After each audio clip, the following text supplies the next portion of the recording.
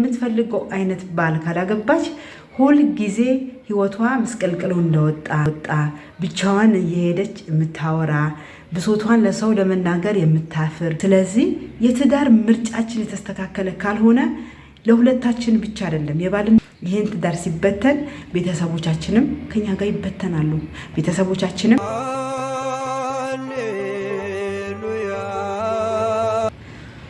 ሰላም እንደምን አላችሁ? እኔ በጣም ሰላም ነኝ። ይህ ሃሌሉያ ሲው ነው።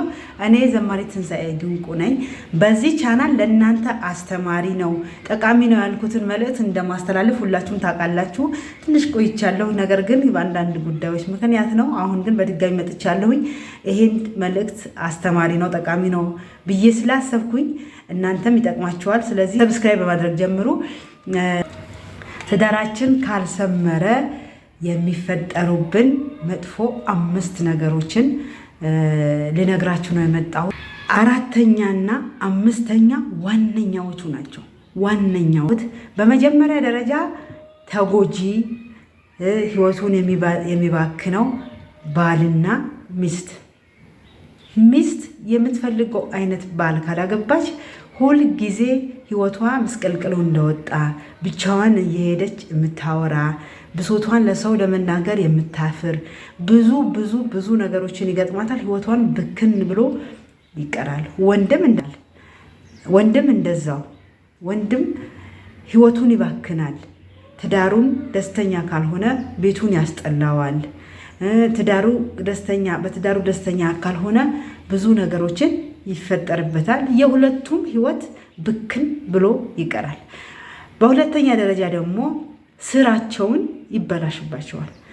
የትዳር አጋርሽ ጥሩ ሁኔታ ውስጥ ካልሆንሽ፣ በጥሩ ሁኔታ ካልኖርሽ ስራሽ ይበላሻል። እንዴት ነው የሚበላሸው? አንቺ የምታስቢውን ትዳርሽን ስትገቢ ከባልሽ ጋር የምትጨቃጨቅ ይሁን ባልሽ የሚሰድብሽን ባልሽ የሚናገርሽን እያሰብሽ ስራሽን ይበላሽብሻል። ስራሽ መስራት ትተያለሽ፣ እሱን ታስቢያለሽ። ባልም እንደዚሁ የባል ስራ ይበላሻል። ሲገባ ሚስት የምትጨቃጨቀውን ሚስት የምትናገረውን እያሰበ የስራውን ሁኔታ ማካሄድ አይችልም። ስራው ይበላሽበታል።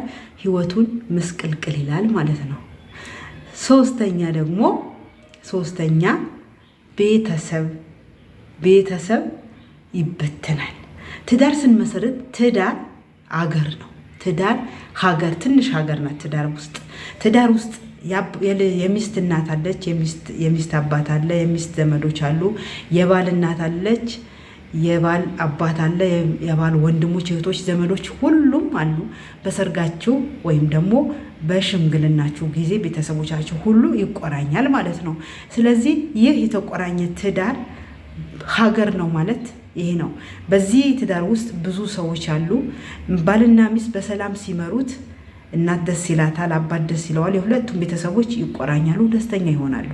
ይህን ትዳር ሲበተን ቤተሰቦቻችንም ከኛ ጋር ይበተናሉ፣ ቤተሰቦቻችንም ያጣሉ። ስለዚህ የትዳር ምርጫችን የተስተካከለ ካልሆነ ለሁለታችን ብቻ አይደለም የባልና የሚስት ህይወት ብቻ አይደለም የሚያሳዝነው፣ የቤተሰብ ቁርኝነት ይፈርሳል። እናት ታዝናለች በልጇ በትዳሯ፣ አባት ያዝናል በልጁ ትዳር። ሁሉም ሰው ስለሚቆራኝ ትዳር ሀገር ነው የሚባልበት ምክንያት ቤተሰብ ስለሚመሰረት ነው። እህት ከእህቷ ልትኖር ትችላለች። ወንድም ከእህቱ ወይም ከወንድሙ ሊኖር ይችላል። በዛ ቤት ብዙ ሰዎች ይኖራሉ። ስለዚህ በዚህ ትዳር ውስጥ ደስታ፣ ፍቅር ከሌለ እነዚህ ሰዎች ሰላማቸው ያጣሉ፣ ትዳር ይፈራሉ፣ ነገ ትዳር እንዳይዙ ያደርጋቸዋል ማለት ነው። ስለዚህ ቤተሰብ ይበተናል። የተቆራኘው ልጅህን ለልጅ የተባባሉት ቤተሰቦቻችንን ይበተናሉ ማለት ነው። 4ኛና 5ኛ ዋነኛው ማለት ነው። 5ኛው ዋናው ነው። 4ኛው ምንድነው? በዚህ ትዳር እግዚአብሔር ተደስቶ ነበረ። ትዳራችሁን ስትመሰርቱ በእግዚአብሔር ቤት ሊሆን ይችላል። በእግዚአብሔር ቤት ባይሆነ ራሱ ትዳር እግዚአብሔር ይወደዋል። በትዳር ውስጥ ብዙ ነገሮች ስላሉ ማለት ነው። መቻቻል፣ መዋደድ፣ መፋቀር፣ ብዙ ነገር፣ ዝሙትን ይቀረፋል፣ መተባበር ይመጣል፣ ልጅ ይመጣል፣ ብዙ ነገር አለ። ስለዚህ እግዚአብሔር ትዳራችንን ይወደዋል ማለት ነው። ትዳራችንን ካልሰመረ ግን እግዚአብሔር ያዝናል። ምክንያቱም ባልና ሚስት አንድ አካል ናቸው። ሚስት ለባሏ ዘውድ ናት ይላል። ባል ለሚስት ነው ራስ ነው። ባል የሚስት ራስ ነው ይላል። ስለዚህ ክርስቶስ ቤተ ክርስቲያን እንደሚወዳት ሁሉ ባል ሚስቱን ይወዳታል ይላል። ስለዚህ ምንድነው መጽሐፍ ቅዱስ ስለ ትዳር በጣም አስፈምሮ ደግሞ እግዚአብሔር አምላክ ጌታችን መድኃኒታችን ኢየሱስ ክርስቶስ ለመጀመሪያ ጊዜ ተአምር የፈጸመበትን ቦታ ጋብቻ ነው።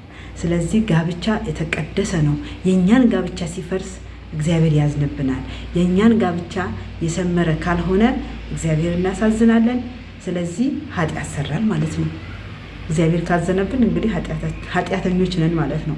ስለዚህ የእግዚአብሔርን ቃል መጠበቅ ይገባናል። አምስተኛና የመጨረሻው ዋነኛው የሚወለዱ ልጆች፣ በእኛ መሀል የሚፈጠሩ ልጆች ሰላም አልባ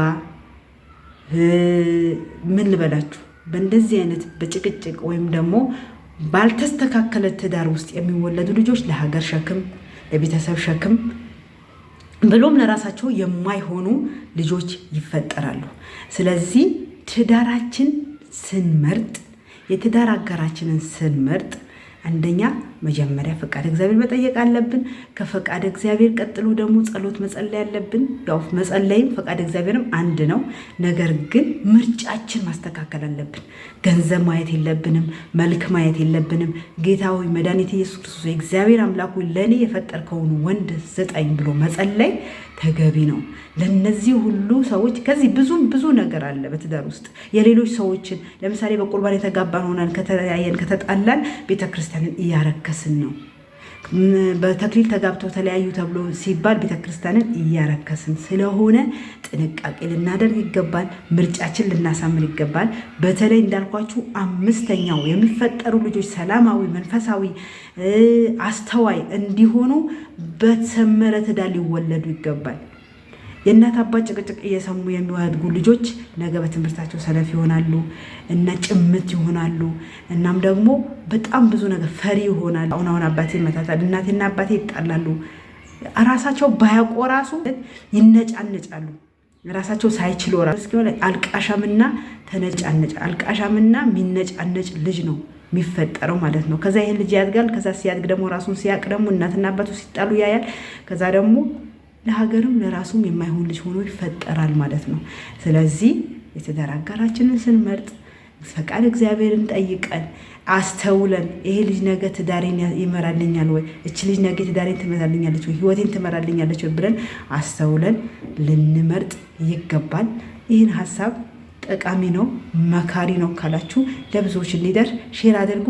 በሌሎች ሀሳብ እስከምንገናኝ ቸር ሰንብቱ። አመሰግናለሁ።